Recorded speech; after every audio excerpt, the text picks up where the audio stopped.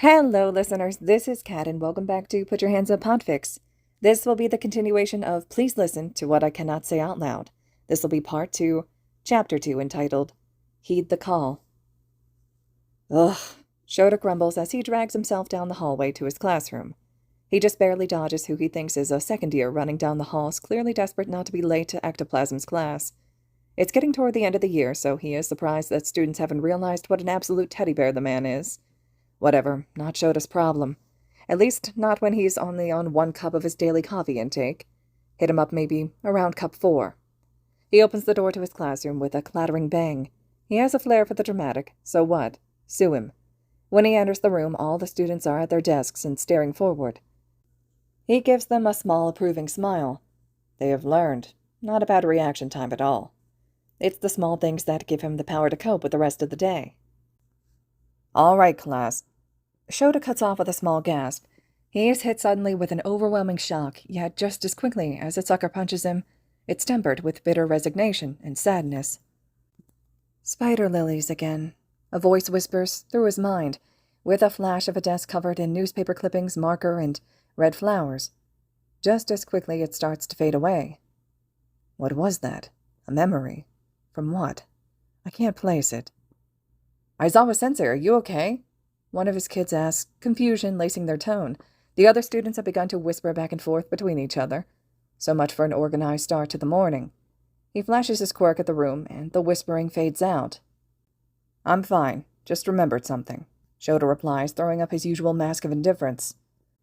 On to today's lesson. As I was saying, today we will be working on rescues of teammates. Shouta continues, trying to bring everyone back on track. One of his students shocks another with their quirk, and the event is quickly put aside for later consideration. Regardless of this, the rest of the day, Shouta can feel this small pit of anxiety deep in his chest. It's not something he is unfamiliar with. He actually struggled with anxiety a lot during his high school years and even the first 5 to 6 years of his career. He gets the occasional anxiety attack now and then, but it's pretty rare and usually has a trigger that he can identify and then ignore. The magic of therapy. He tries to do that now, waiting for his brain to rationalize that they are indeed just fine. Only today, it never fades. It stays just under his skin. He can't even nap during the lunch period. The feeling makes him just uncomfortable enough that it's distracting. Stranger still is that he can't identify a trigger. Sometimes the trigger itself doesn't make sense, but he always knows why his brain is slamming the panic button. This time he isn't sure. He mentally rewinds through his day, thinking about what could have triggered him without grabbing his full attention. He thinks over each of his kids, wondering if he subconsciously noticed one of them wasn't okay. No, today they were all really happy, bored at some points, but nothing to indicate something I should worry about. Should I tell Hizashi I'm having an episode? He thinks as he walks toward the faculty lounge. The day has long since ended, and the quad is devoid of students. The man was notoriously good at calming him down. So far it had just been slightly annoying. Was it worth worrying the man? The choice is made for him. Run! Don't let them catch you, he thinks as the anxiety goes from a simmer to a full boil, then evolving into fear so fast he doesn't realize how strange the thought is, how the tone doesn't even feel like him. Regardless, he has never been one to ignore his instincts, and right now every single one of them is screaming for him to get away, to get somewhere safe. He takes off towards the teacher's lounge, using his scarf to swing from one building to the next. He needs to get somewhere safe.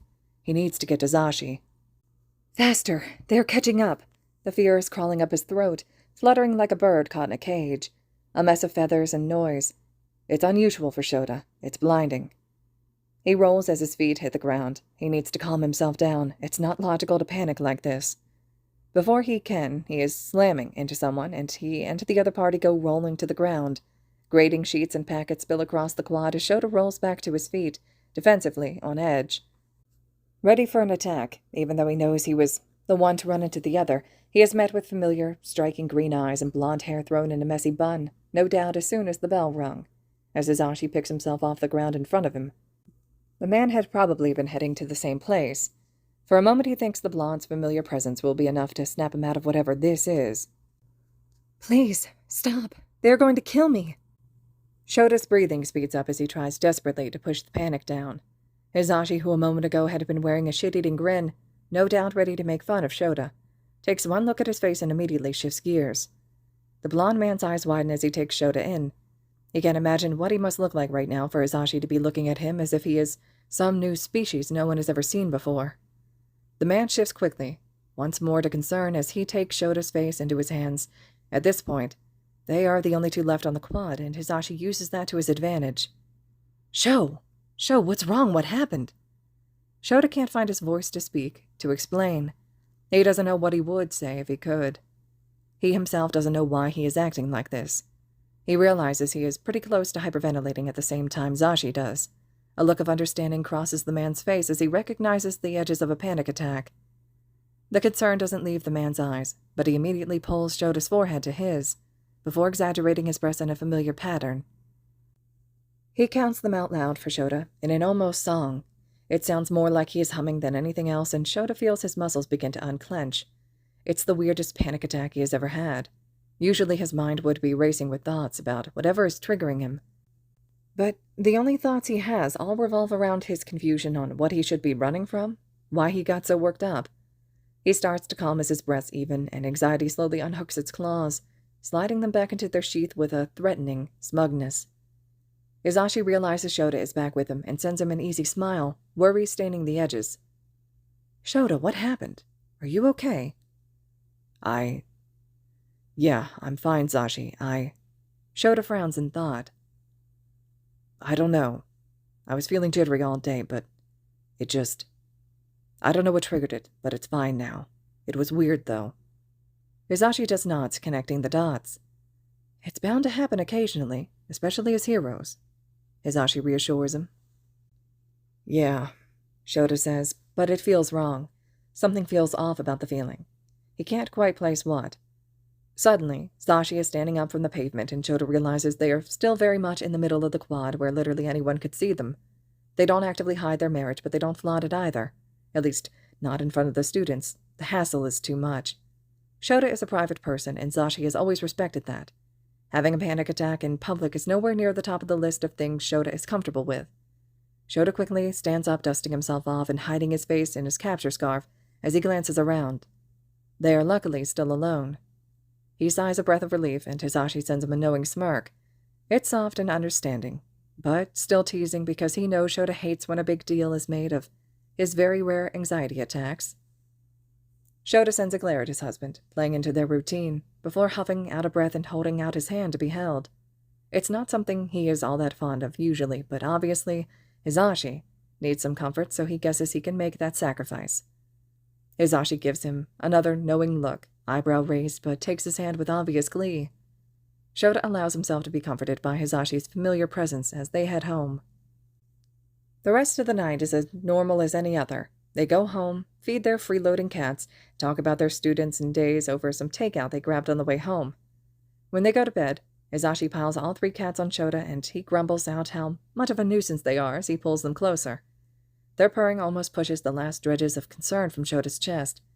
However, the thought that the whole thing had been super odd never stops wriggling around in his brain as he drifts off to sleep, covered in cats, hand in hand with Hizashi. The next day goes extremely regularly for Shouta. He wakes up, groans as he makes his coffee, goes to work, spends time in the teacher's lounge, until entering his classroom at the last possible second. His kids are well-behaved bundles of chaos. He uses his quirk to break up a fight, and then it's lunchtime. Hizashi and Shouta meet up in the teacher's lounge to eat the lunches Zashi had prepared. He makes a big show of grumbling at everyone in the room when they coo over the cat-shaped rice balls in Shota's lunch and pretends to threaten Hizashi over them, even though they both know he loves them. He finishes up the 2 heroics classes he teaches after lunch and makes it to the last class of the day. No random rushes of sadness or fear or anxiety that thrums under his skin. No flashes of images he can't remember where he saw. The day is perfectly regular, logical. Shouta is in control. He begins to allow himself to relax, to pin the wiggling suspicions in his head and force them to be laid to rest. He has maybe 30 minutes left to his last class, then he can bundle up to take a quick nap before his evening patrol. Then it happens. Why did he have to tell the whole class? Honestly, it's so quiet and sudden he almost thinks one of his students had spoken. They are studying right now and conversing back and forth after all. Before he can fully consider that possibility or glance over his students to pinpoint the one speaking, He is hit with another random surge of fear, and then indignation, and a quick one, too. That, along with the quickest glimpse of fire and a splitting headache, are the things that quickly clue him in. He thinks at the very least he can handle the anger, but then the fear floods back in, and he is left to once more wonder what could be triggering him. His face remains stoic, other than the confused frown. The suspicions from earlier continue to bite and nip at his brain, trying to catch his attention. The bell ringing cuts through his thoughts like wet paper. The cuts jagged and lumped up. He dismisses his students brusquely, and they waste no time in filling out of the classroom. He stands behind his podium now, drumming his fingers across the wood as he tries to put the paper pieces back together. He doesn't have time to think, however, as the anger comes roaring back, as if fear and anger are on opposite sides of a swinging pendulum, and they each take a pass at him. It's honestly giving him whiplash. "My notebook!" Echoes through his head, as does an image of a book flying out a window. His head is starting to pound again. "Fuck," Shouta grumbles to himself. Luckily, his classroom is already emptied, as he braces himself against the wooden podium. Just then, Hizashi walks in, clearly still worried about yesterday, and deciding to meet Shouta at his classroom instead of waiting for him in the teacher's lounge. He takes one look at Sho, and as per usual, immediately senses something is off. "Sho, is it like yesterday?" he asks as he closes the classroom door and makes his way toward the podium. "No. Well, yes," Shouta thinks after reconsidering. "But it isn't just anxiety. It's like—" Shouta cuts off with a gasp as he is hit with a shock, overwhelming rage, and then a sadness so intense that Shouta sobs once despite himself. The changing emotions cycling so fast they make him dizzy. Hizashi is instantly by his side, cupping his face frantically. Shouta seldom cries. "Sho? Sho, what's wrong? What's happening?" he asks frantically. "Kacchan told me to kill myself. Kacchan." Shouta exhales harshly as the words and their meaning filter through his mind. The sadness is suddenly replaced with concern, but it's like a fragile glass bowl, and the shock and sadness sit nestled inside it. The calm and worry are forced. What an idiot, he could get in so much trouble. With that thought, all the foreign emotions begin to retreat, likely being forced down, and then Shota's head is his own once more. Hizashi is wiping away the few stray tears with his thumb, face full of concern. That finally seals it for Shouta. These aren't his thoughts or feelings. He is hearing someone else's thoughts and feelings, experiencing what they do. The question is who? Hizashi is still looking at him frantically. Shouta can tell he has noticed the sudden clarity return to Shouta and is just barely containing his need to shower him in worried questions.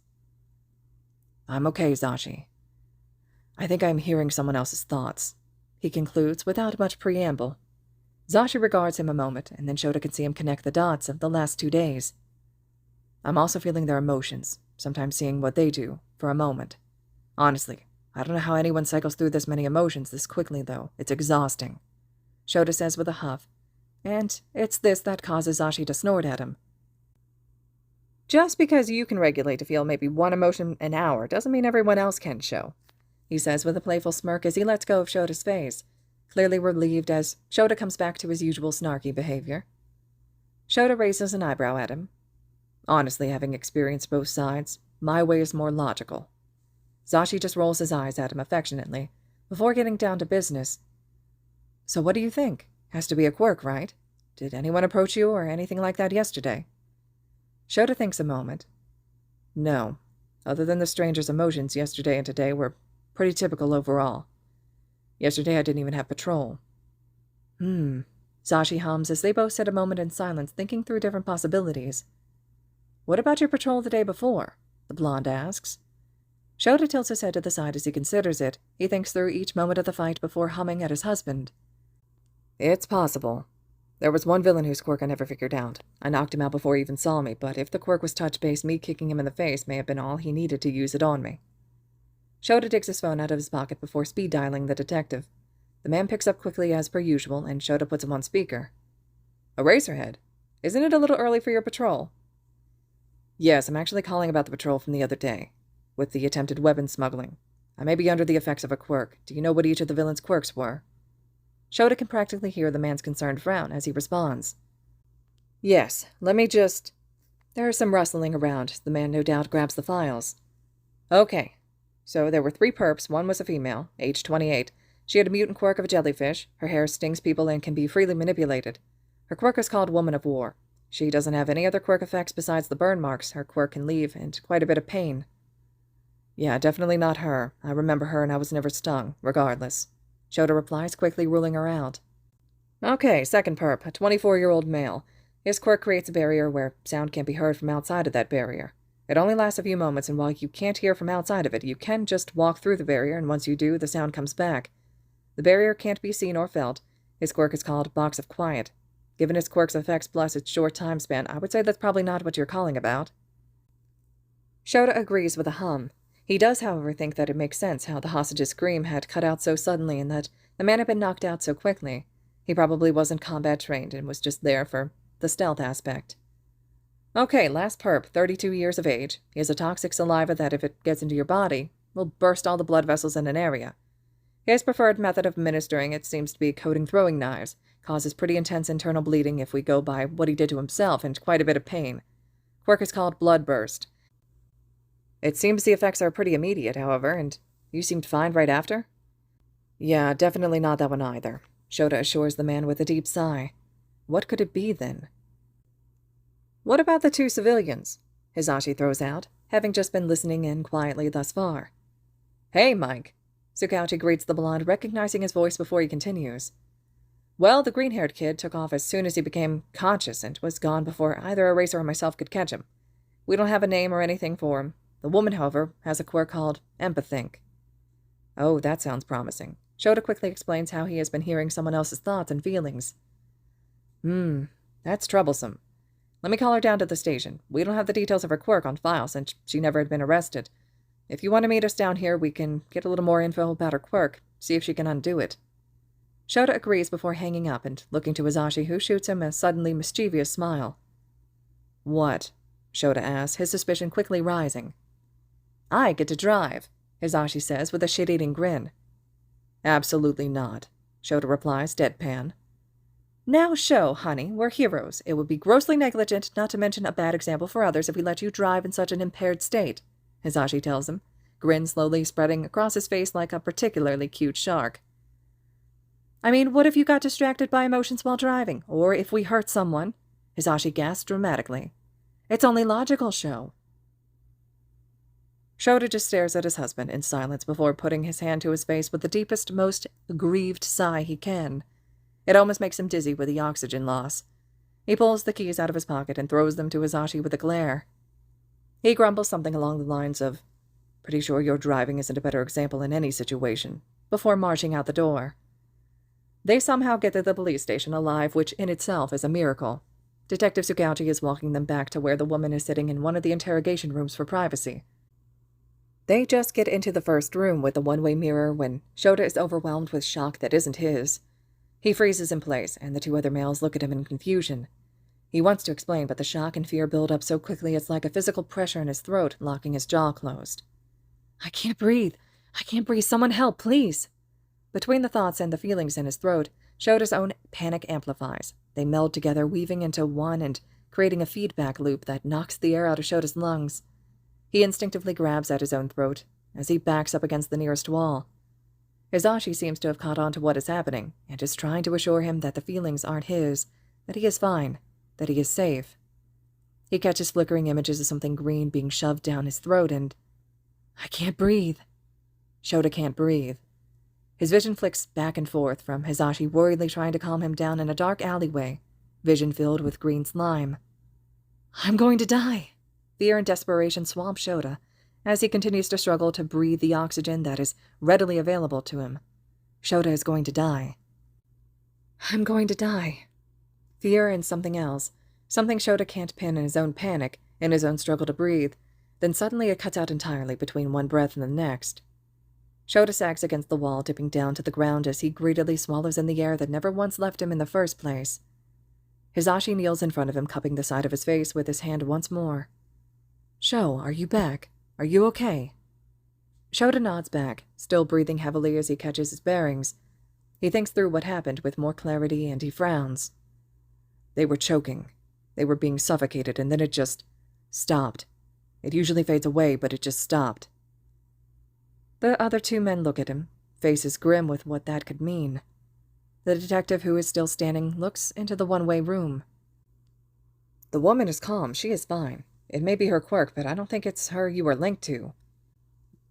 The kid, the green-haired kid, Shouta says, drawing the same conclusion as the detective. He remembers the moment when the kid had woken up and Shouta had been slammed with fear. More than likely, that had been the first time he had felt the effects of this quirk, and he hadn't even realized it. We have to find him. He may be in trouble. The detective nods, a newfound urgency in all of them. I'll go get the interview started. You guys take a moment and then join me when you're ready, the detective says as he walks through the door to the interrogation room. Hizashi looks at Shouta a moment. The blonde still kneels on the floor in front of him. He gives him a searching look. What else is wrong, Shouta? He says as he grabs Shota's hand and lifts them both to their feet, always so fluent in Shota's emotions and facial expressions. Shouta pauses a moment, hand still in Hizashi's as he thinks over it once more, making sure that he is certain of what he says next. He had figured out what that second emotion had been. He nods once, decisively. He was relieved, Hizashi. That boy is so young, so small, middle school at most. He was scared at first. Then he was relieved. Hizashi draws in a sharp breath as the understanding of what Shouta is saying hits him. Shouta swallows as he looks away. The feeling. It was so similar to when I... Hizashi pulls him into a hug, already knowing what he's referring to. Shouta had been in a dark place after their internships, after Oboro. We will find this kid, okay, Sho? We will find him and we will help him, okay? Hizashi mumbles lowly into Shota's shoulder. Shouta nods before shaking himself out of it, snapping back to himself once more. They both walk into the interrogation room, Hizashi leading the way. The detective gives them both a nod before introducing the woman. Mrs. Miyashita, this is Eraserhead and Present Mike. Both are pro-heroes. You may recognize the homeless-looking one as the man who saved you 2 nights ago. Shouta sends a glare at the man, who merely shrugs and continues. Eraserhead, Mike, this is Miyashita Joe. Shouta steps forward as he addresses the woman. Hello, Mrs. Miyashita. I believe I may be experiencing the effects of a quirk. No one else at the scene that night really matches except yours. Would you mind telling us a bit about your quirk? Mrs. Miyashita's eyes widen with realization. Oh my. I'm sorry, I didn't mean to. I must have activated it when I got scared. I promise, after like 2 weeks it'll wear off on its own. I thought the knife was going to hit us. Shouta thinks back to the moment and remembers the shimmer in the air, and almost groans. He should have known that it may have been a quirk activating. He had completely forgotten about it. The woman looks kind of frantic, and that's when Hizashi steps in, always better at the comfort thing. It's okay, listener, no one is mad, but Eraser here is feeling someone else's emotions, and we think that person may be in danger. The woman's eyes meet Shota's in understanding. That little boy. Shouta nods once in confirmation. The woman's eyes fill with that familiar protective light, the same as when Shouta had asked her to watch the boy during the fight. My quirk is partially touch-activated. The last 2 people I've touched are affected when I activate my quirk. It links the 2 people to where they can hear each other's thoughts and emotions. If you are far from each other, then only strong emotions will come through and maybe some thoughts, I think. The closer you get, and you 2 would be able to hear all of the other's thoughts. All emotions? Shouta asks with a frown. Yeah, anything particularly strong, the woman chirps back. He hadn't felt a single positive emotion from the kid. He makes eye contact with Hizashi and can tell the man understands what he is getting at when the blonde's frown mirrors his own. He had thought maybe it was only bad emotions that came through, but now he is realizing that bad emotions may be the only thing the kid has been feeling the last couple of days. As if proving him wrong, he is suddenly hit by a jolt of giddy excitement in the image of a familiar muscular blonde man leaning over the kid. All Might, I need to ask him. Shouta can't help the relieved sigh he lets out. Everyone in the room gives him a questioning look. He is alive and excited, Shouta says, hiding the small relieved grin into the folds of his capture gear. Hizashi sends him a knowing smirk. It seems to be a trend today. Still, even with the relief and confirmation of the kid's current well-being, they still need to find him. Shouta still finds himself concerned. One happy moment doesn't erase everything else he had felt the last few days or the weird burn marks on the kid. Were you able to find anything about the kid since the last time we talked? He directs at the detective. We found a bag we think is his. It had the name Izuku on it, but we don't have a full name, the detective answers him. They all go silent a moment as they each try to think of a way of finding him. Shouta tries to swallow the smiling grin he has, but he can still feel the kid's excitement as it thrums through his brain. It's a bit distracting, but he is relieved the kid is okay. It sounds like the kid had gotten into some type of villain attack if All Might's presence suggested anything. This would be the kid's second villain attack in like a week. Little problem child, huh? Shouta thinks fondly. Shouta doesn't particularly like All Might, never has, but he feels relieved that the man has saved his kid. No, the kid. Shouta frowns as he mentally corrects himself. Well, regardless, maybe the man wasn't that bad. He said no. All Might said I can never be a hero. It's All Might, so it has to be true. Never mind. Fuck All Might. No way he just crushed a kid's dream. The same kid who had, for a moment, been relieved when he was going to die by a villain's hands. Shouta clenches his fist as anger rolls through him. He wonders if the kid can feel his emotion for once. If the kid mistakes it for his own. Shouta almost hopes so. This kid deserves to be mad at that blonde idiot. Honestly, what in the fuck is wrong with that man? Rather than anger, the devastation continues to grow. Once again, Shouta finds the air knocked out of his lungs as Hizashi rushes over and leads him outside the interrogation room. He briefly sees the woman's concerned frown, and the detective assuring her it's just the effects of the quirk before the door closes and he and Hizashi are back in the room with the one-way mirror. He registers that Hizashi is trying to speak with him, but images start flashing through his head in quick succession. Maybe they are right. Flashes of the bright red spider lilies from the other day. Maybe Kacchan is right. Flashes of a notebook in a shallow blue-green pond surrounded by fish gently nipping at it. If All Might says I can't be a hero, then what even is the point anymore? Flashes of an empty rooftop. All Might crushed the kid's dreams, then left him on a rooftop? Wide, surprised green eyes are what clue Shouta in that he said that aloud. He can see the kid still looking at the railing of the roof, and Shouta can't help but beg him not to out loud, even if the boy can't hear him. He hopes he can feel how much Shouta doesn't want him to do what he seems to be considering. Kid, don't, please don't. Shouta mumbles under his breath over and over again.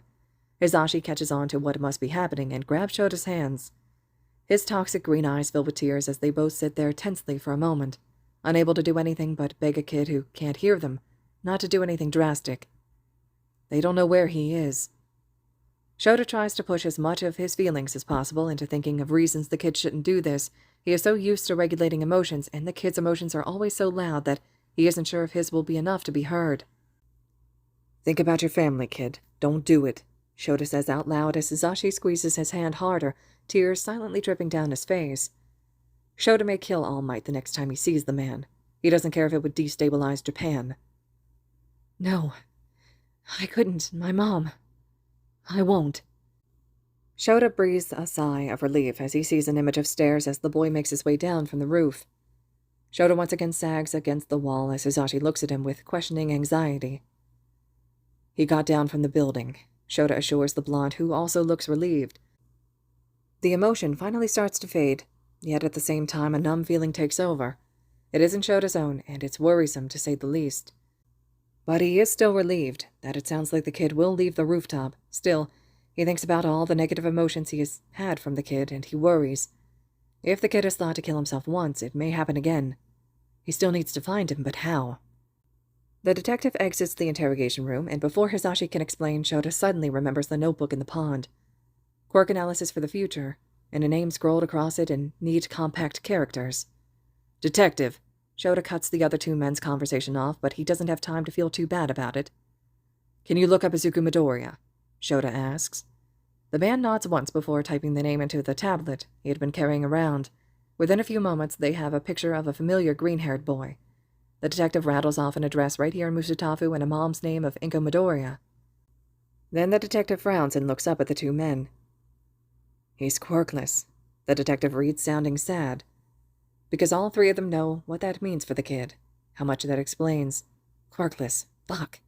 They all know how the quirkless are treated. It's not great, to say the least. Hizashi looks to Shouta and tightens the hold he has on his hand. He's right here in Musutafu, Sho. Let's go get him. Shouta gives the man a small smile, one of the rare ones he doesn't hide, before taking down the kid's address. They leave the precinct and start to make their way in the kid's direction. Shouta gives a tired sigh as he walks beside Hizashi. Who knew feelings were so exhausting? Still, he doesn't regret it. This kid definitely needs someone. They are practically at the Midoriya's front door, when all shit breaks loose. All right, listeners, this concludes Chapter 2 of Please Listen to What I Cannot Say Out Loud. Chapter 3, the last and final chapter, will be up next. I hope you all are still enjoying this one. I'm eager to hear your thoughts and reactions to everything so far. And as always, thank you so much for listening.